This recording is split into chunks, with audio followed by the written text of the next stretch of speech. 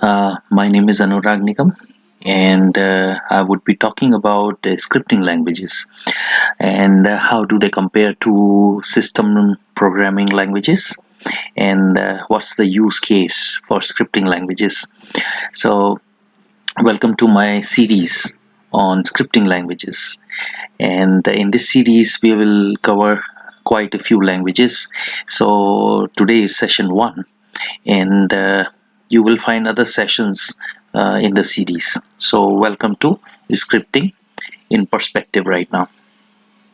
Okay, so most commonly used languages and most commonly used platform is Java, and Java is basically not what you call it is a system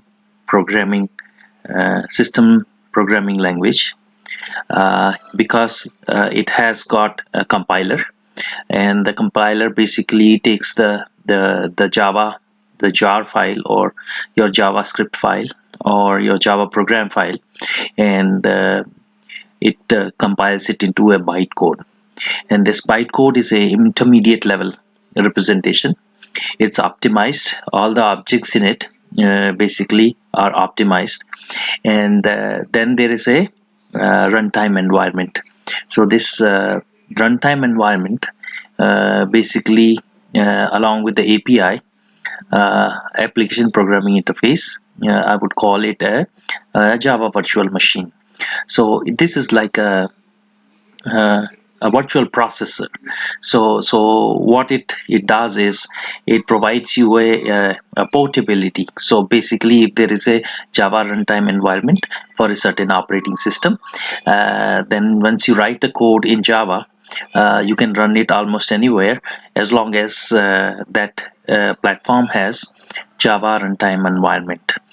Okay, so now what happens is once you have a bytecode, there is an interpreter which is going to interpret the statement by statement and execute it. So that basically is the interpret part. So basically Java is a hybrid uh, language, in the sense it does compiler, and then followed by it there is an interpreter. Now where does this scripting come in? Okay, so once you have basically com compiled a code into a bytecode, now after that, if you want to work with the objects which are optimized, you can work with a scripting language. And in Java, there are quite a few scripting languages: Bean Shell, JavaScript, Python, Groovy. So we are going to cover quite a few of these. So programming languages, scripting languages, uh, how do you differentiate them from system programming languages? So the the the distinction is most of the scripting languages are going to be interpreted. Okay, and what is the advantage of interpreter? uh, it is the debugging is quite accurate. So basically, if you are doing a line by line uh, interpreting, then you would be able to do a interactive debugging. So this in scripting languages provide you an opportunity to do a very fast development, because it helps you in debugging very fast. And second thing is that writing a script is very fast, though there are performance challenges with the scripting language, which are not there in the system programming languages, because they are optimized. So but the question is, how much is tolerable? For example, if you say that scripting language is going to be slow, but in current scenario, scripting languages are fast enough for your purpose. So as long as they are fast enough for your purpose, you do not need to have a production level uh, compilation, right? So basically, system programming languages, they compile into a machine code which is optimized, and it runs fast on a machine.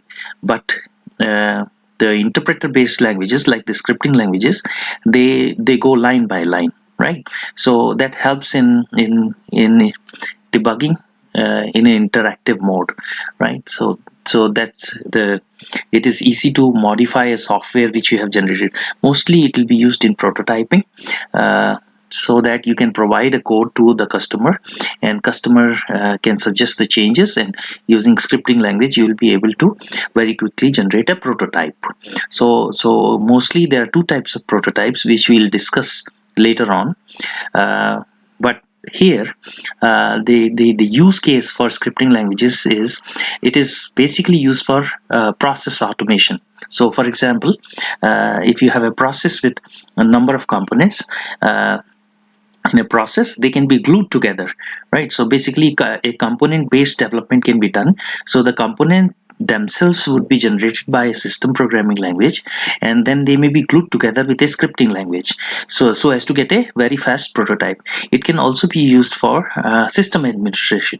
So scripting language is famous for this kind of application, right? Process automation, system administration, component gluing or component based development, like that. Okay, so now if you look at the history of languages, the first generation languages, they were machine codes. So what used to happen was people used to write the code in zeros and ones, and that used to be fed into computer using what you call punch cards. So these punch cards are basically whenever it was an optical process. So whenever there is a hole in the card, you would get a light through it. So that would be interpreted as 1. And if there is no hole in the card, then you would not get the light through the card, and that would be interpreted as 0. So a stack of, or a deck of these punch cards used to be used for and feeding in a program. So this was a binary code, or it was a machine code which was entered into the the machine, and it was basically tied to the processor, right? So it was very low level, and people would not go to a very large program in that case. Second generation languages, basically assembly language for a particular processor, used mnemonics to reduce this complexity, and so that still larger programs could be constructed. So for example, if you want to add two numbers, right, so the mnemonic would be add, and then if these two numbers are in two registers in a processor, let's say R1 and R2, then you can simply say add space R1 space R2, and the addition would be placed in, let's say, R1. So this kind of use of mnemonic was what happened with the assembly languages, and it was much more efficient than writing it binary, and it was easy to maintain the code and also to debug. Later on, we had more human language, like English language, like languages for programming.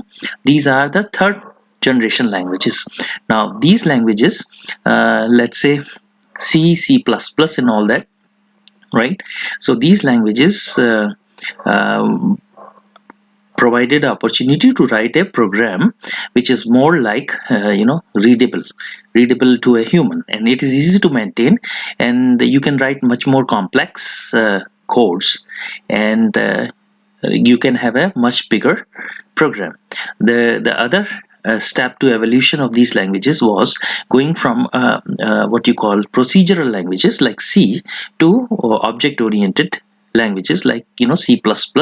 And C++ actually is a mixed kind of a language which allows you to do procedural programming plus the object oriented programming.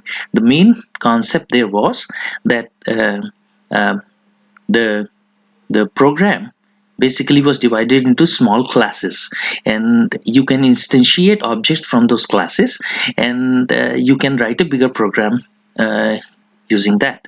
So basically classes were kind of a what you call a design to your code. So they were not themselves usable. The classes are not themselves usable in your program, but once you instantiate objects from those classes, you would be able to use the member functions of that particular object. Basically it's a member functions are the functions of the class, right?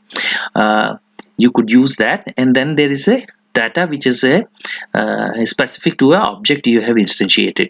So basically you can have all forms of securities, like you can do a data hiding, or basically you can have a private or a public or a protected data type, and only the members of that, in case of protected and private data types, only the member of that class or object, okay, could use that data field. So that way there were lots of security add-ons, and that was what happened with object-oriented programming. Java and C plus and C sharp, actually, they are hybrid languages, in the sense that a program which is written as a script is first compiled into a intermediate representation, and that intermediate representation basically is optimized. So let's say you wrote a program, and that program basically was referencing to some libraries, so you are using functions from those libraries. So what would happen is a compiler would basically first figure out what is uh, the the program is made up of those keywords, right? And then the operands and things like that. So it's basically would figure out, whether semantically related objects, they are complying to certain syntax of a language, right? So basically there was a syntax checking, right? And then also the data objects would comply to uh, certain rules, right? So that, what you call typing, right? So strongly typed languages, for example, whenever you work with expressions, these data types basically are of a certain type, right? So a certain type, like for example integer, float, double, and all that, right? So when they are mixed together, whether you would allow them to intrinsically convert to other form, okay, or whether you will basically do a strongly typed, where a programmer is notified when such a conversion takes place. So basically you have to handle that conversion yourself. So these were strongly or weakly typed languages, and that was the feature. In scripting language, what happens is the data type, right, can be decided at the time of runtime. So basically you have flexibility of providing a different type at the time of runtime. This flexibility is not there in the system programming languages, though there is a strong typing where you can use generics. These generics can be used with collections, which are mostly like, arrays and all that. Well, arrays is a composite data type, while collections are basically something like aggregation of types, right? So basically collections could be used, and then in that case you can have generic, and once you write generic, at the time of writing, you can decide what type data type you wish to use. So that's what happened with third generation languages. So now scripting languages, I would say, are basically on the top of most of these languages because it provides you more flexibility, right? And this is mainly because it is interpreted, not compiled. Okay, so we will look at other differences also later on. So coming to this interpreted, compiled, and hybrid. Okay, the program is read as a text, right? And then the keywords and types are checked. Semantics is analyzed, optimized, resulting in a intermediate representation. This intermediate representation is converted to binary objects. Then if there are external libraries which are referenced by your code, then those objects are also basically generated, and then they are referenced. So at the end of it, you get one object file which you can run, and it is optimized for a processor. In case of interpreted, what happens is program is read statement by statement, converted to a binary object. Semantically related objects from reference libraries are taken. So in this case, what happens is there is, in case of compilation, there is a linking involved. So there is a linking involved between the classes, between the objects from the external reference libraries and your program. So that linking is involved here. In case of interpretation, similar linking is involved, but this is like statement by statement. Okay, and then so that means that you can always do a batch interpretation. So what happens is, if you are using a piece of code again and again, so in that case what you can do is, you can bunch together those statements and compile them to a optimized intermediate representation. So that's what mostly this Python as a scripting language that does, right? So that improves the efficiency or the speed of execution. Now hybrid programming languages, like for example Python, right? uh, it's compiled, or let's say C sharp on .NET platform, or let's say Java, right? So these are all hybrid languages. So what are they doing? They are compiling to a optimized intermediate language, and then they are getting the objects from the reference libraries, right? And these are modular in the sense that, for example, in case of C sharp, we have got what's called namespaces, and you can organize your various classes in the namespaces. So the conflicts, right? Naming conflicts and other things do not trouble a programmer. Same arrangement there is there in Java. We have got modules, and you can put your classes in different modules, and then you can import those modules to use in your programs. Okay, in Python also you can import a module. So all these are modular languages. So once the intermediate, what you call intermediate language representation is done, then basically line by line interpretation is done. So that's a hybrid. So first you compile to intermediate language, and then you use a interpretation.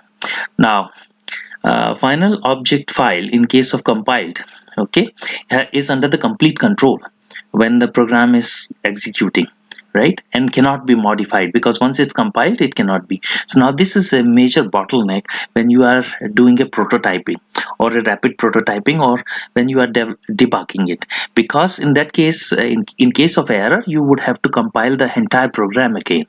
Okay, so for large programs that's going to take a lot of time. In case of interpreted languages, uh, all objects, programming objects as well as data objects, they are under the control of interpreter. Now this allows you to do a few more things.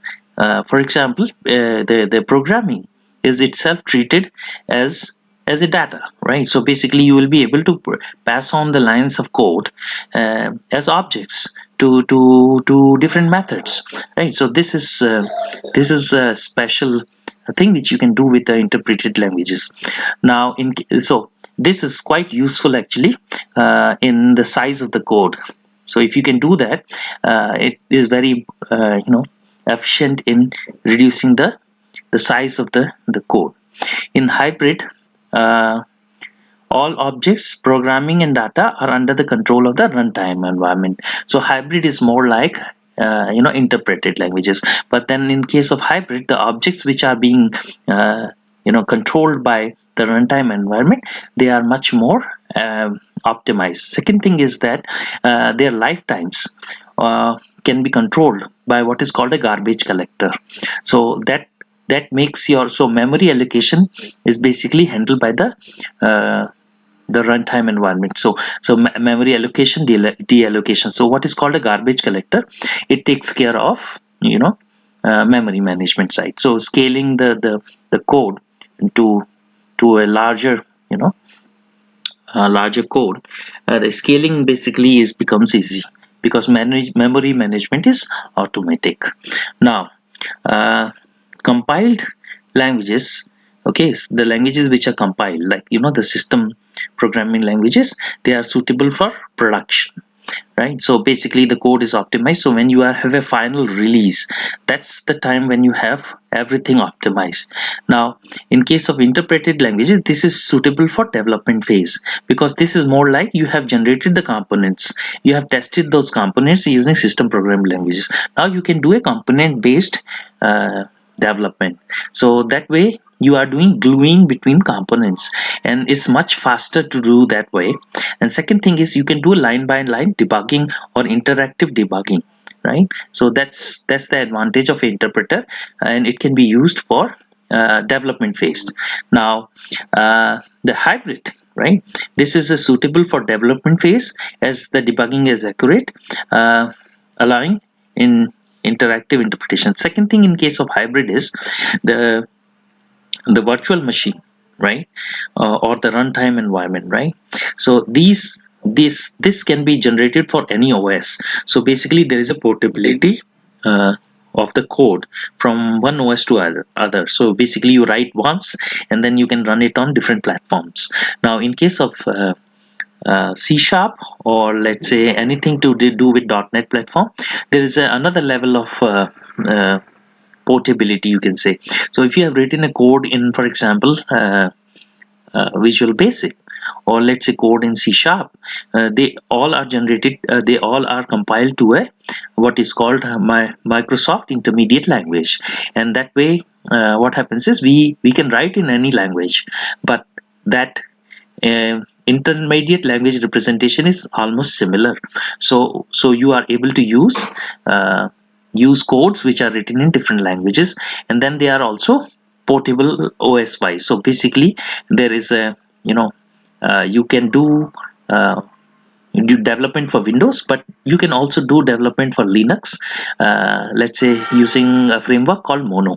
So this is what happens in case of a hybrid. Now, runtime execution is fast when it is a compiled uh, compiled code, right? So because it is efficient, it is basically optimized for a processor, right? So that's why it is fast. Objects are optimized at runtime and execution is slow. This is what happens with interpreted languages. Objects are not optimized and hence interpretation is efficient. Objects are optimized in case of a hybrid, right? So what happens is the bytecode is a optimized code.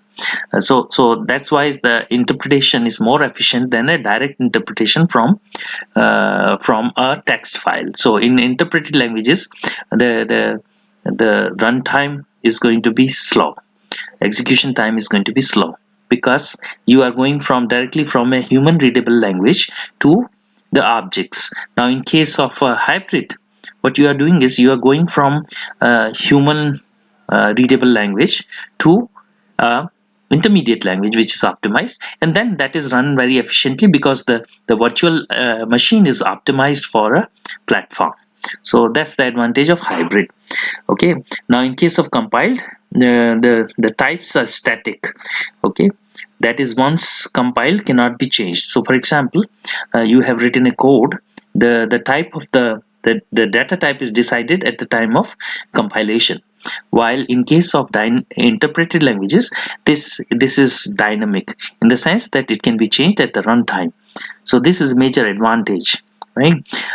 So in case of hybrid, this same advantage is over there, right? Types can be dynamic, can be changed at runtime.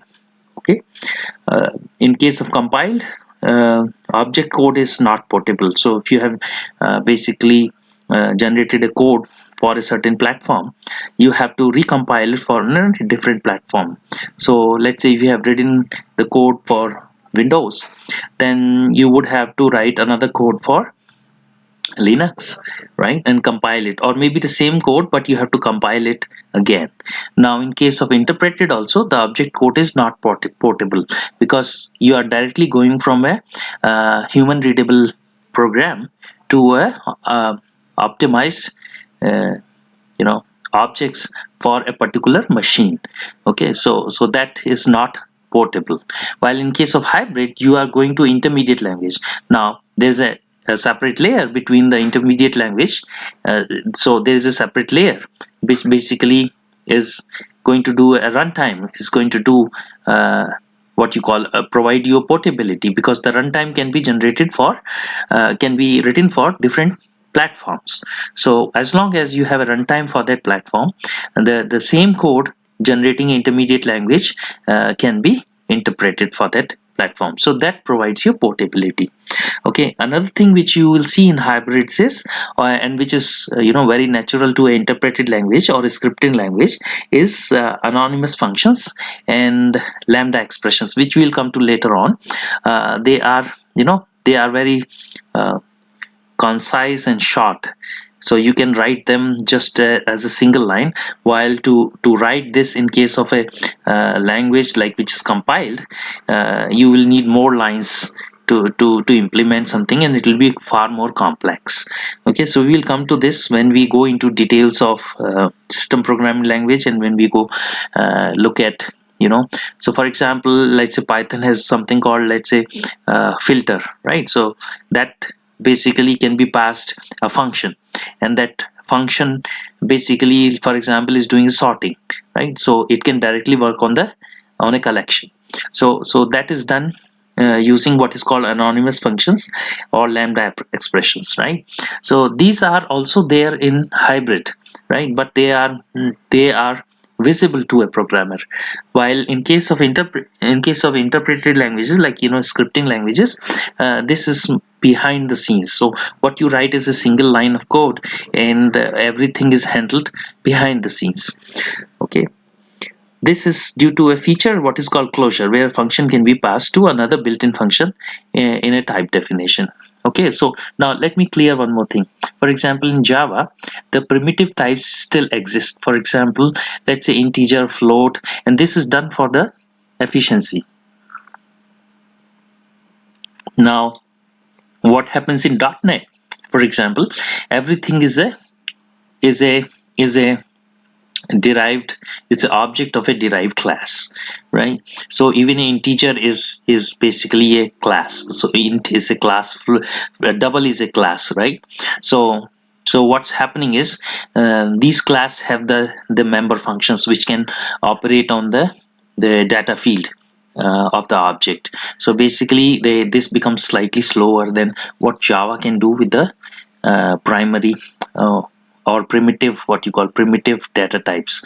So everything is an object in case of .NET, but in case of Java, the primitive data types are still the primitive data types. So Java is more efficient handling those data types. Okay, so that's the basic difference between Java and .NET. Now going further, system programming languages versus scripting languages. Okay, so when to use what and stuff like that. So system programming languages focus on performance of production level code, right? So that's what we talked, right? They are more efficient in handling resources. They are faster because they are optimized for a platform, right? So a production level code basically would be written in system programming languages, while the focus in case of scripting languages is going to be faster development, right? This is because you are gluing functions, you are doing component based development, right? The debugging is interactive, stuff like that. Okay, so system programming languages are not suitable for debugging, because you have to compile and link every time whenever you make a minor change. In case of scripting language, this is not what happens, right? So scripting languages can basically work with optimized components, doing what is called component based development. Okay, now when functionality is a complex, like for example, let's say if you want to do GUI and all that, right? So that GUI in a production release would be done using uh,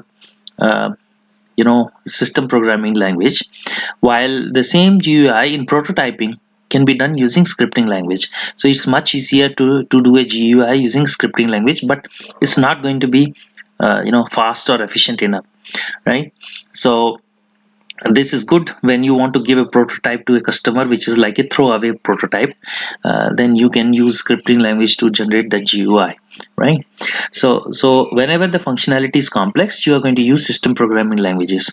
When you want to do a fast prototyping and you want to do a component based gluing, then scripting languages are good. So for prototyping, scripting languages are good because the development is faster, debugging is interactive, things like that. Okay, another thing is that the data types are static and they are strongly typed, right?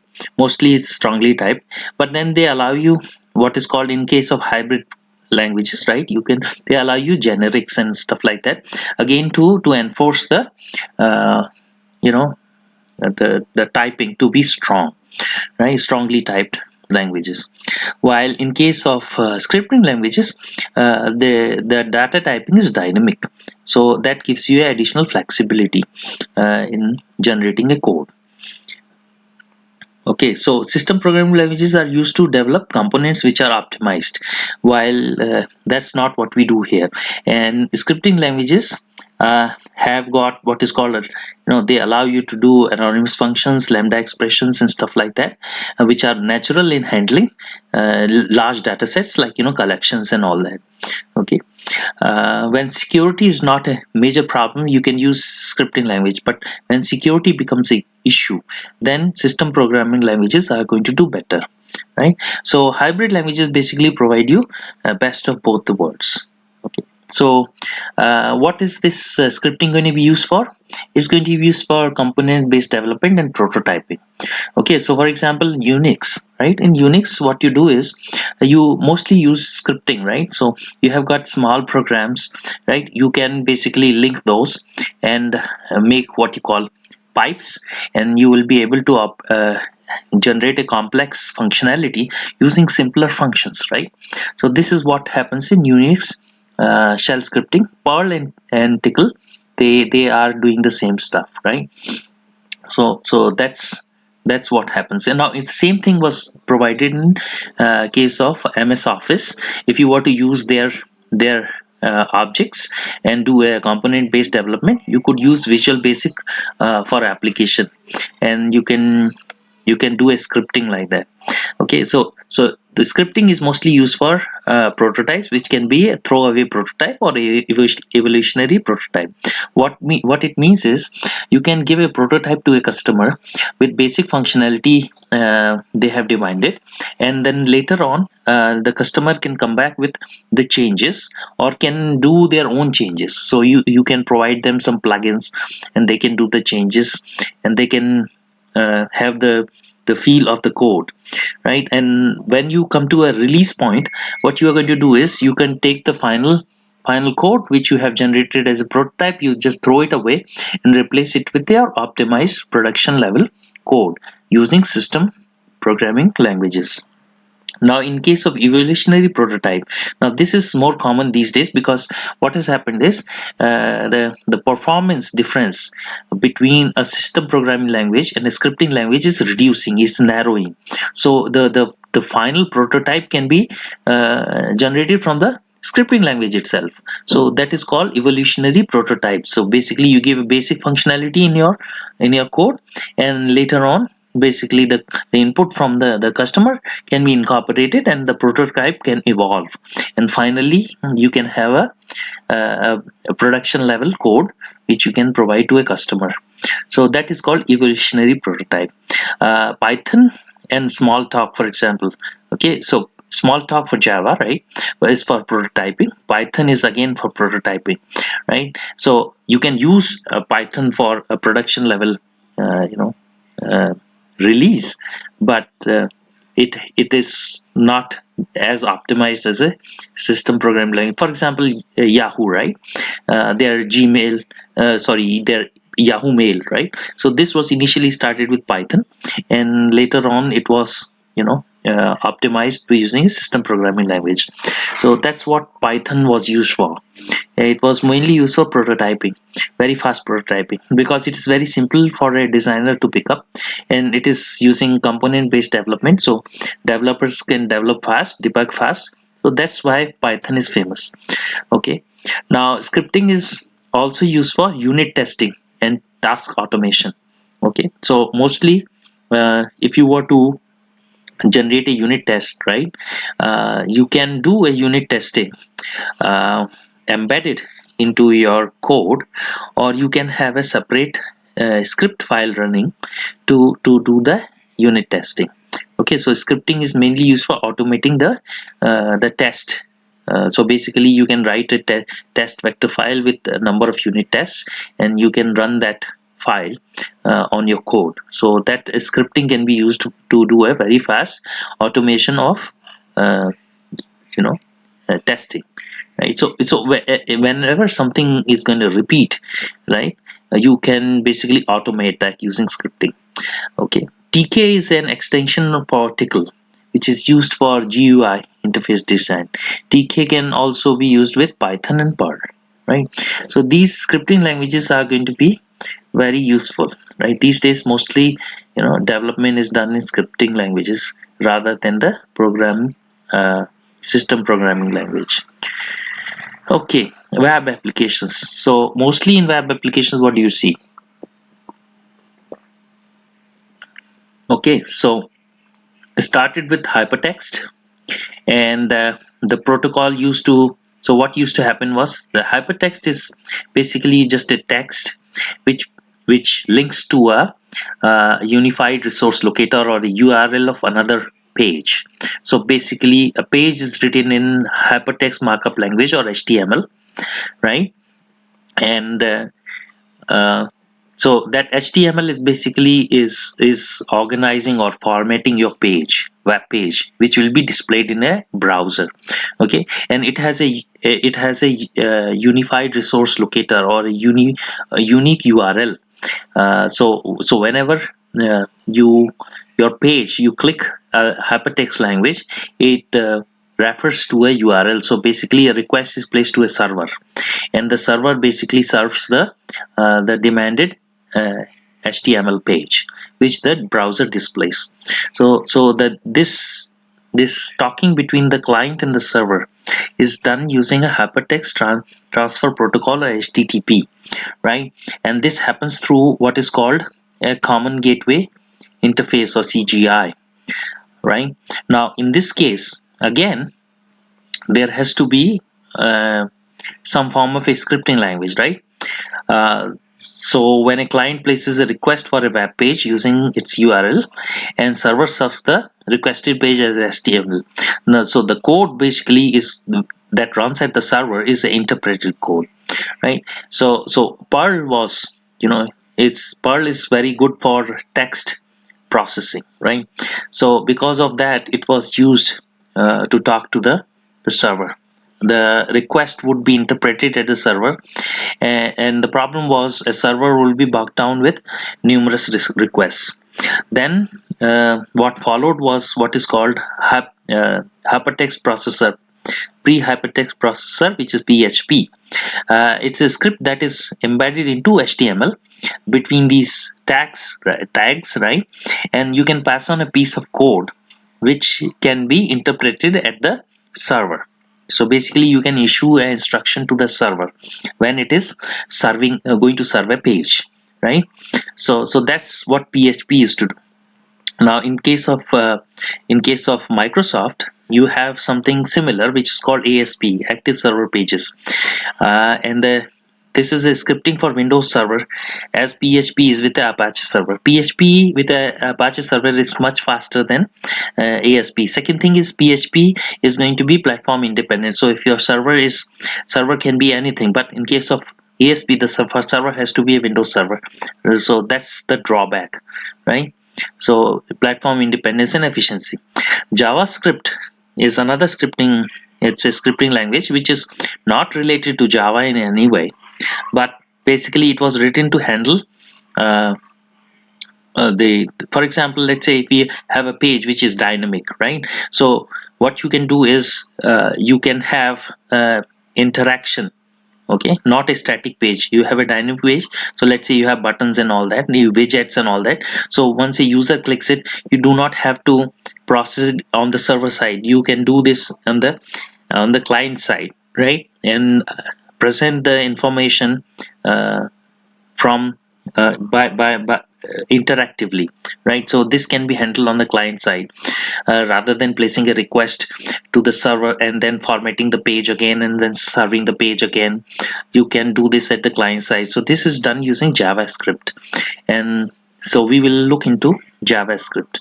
So basically this summarizes various applications of scripting language, mainly prototyping, fast rapid development, right? And then for web based applications, there are many scripting languages, right? Talking to a server and formatting the page and stuff like that. You have got scripting languages. Scripting languages are also used for automating a process, So if you want do testing and all that, so scripting languages are very good for automating that. Scripting languages are also good for component based development, where you need gluing of the functions. So this is basically an overview of scripting languages, and in the next session we are going to go into the detail of these. Okay.